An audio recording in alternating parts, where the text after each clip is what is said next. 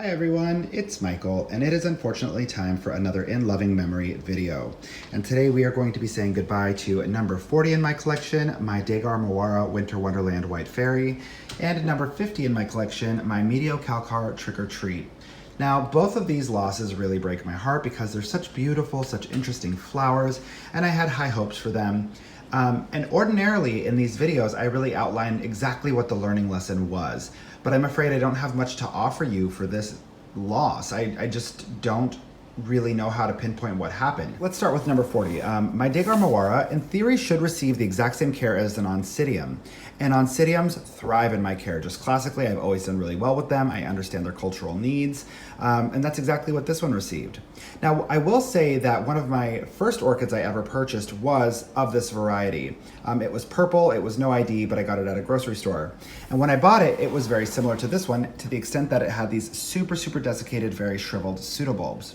So without the intention of absolving myself from responsibility for the loss, I'm wondering if I'm just buying these from the wrong places, because if they do in fact get Oncidium care, there's no reason it should have declined like this. So you can see that, well, I actually don't know if you can tell. This one has, the bulb itself has already rotted back to about this point. This one hasn't. I'm gonna hold on to it for a little bit longer, but as we know, you guys, if you're dealing with orchids that grow with pseudobulbs, if you don't have a division of 3 pseudobulbs or more, it's very difficult for it to bounce back. And when it has just one while the other one is rotting, it's almost impossible. So I feel confident that I understand the fate of this orchid already. I'm not gonna get rid of it just yet. I'm gonna continue to let it run its course. And maybe it'll have a miraculous bounce back like my Spathoglotis did, but I am not holding my breath, and I'm just super bummed about this one.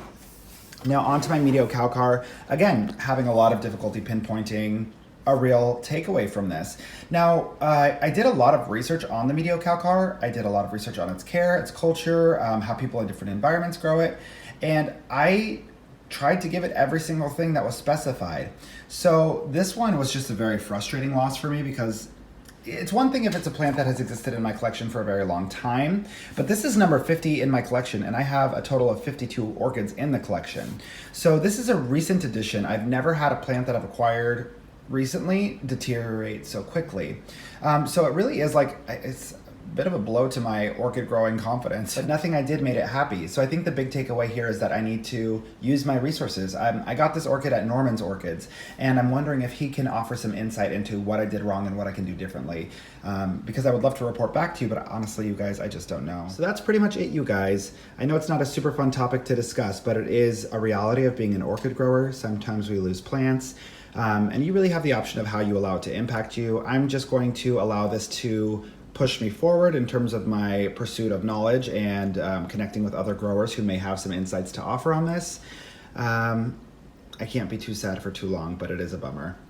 In any case, thank you guys so much for choosing to spend your time with me. If you have any questions, concerns, or feedback, go ahead and leave it in the comment section below. Don't forget to click subscribe, and have a beautiful rest of your day. Bye, guys.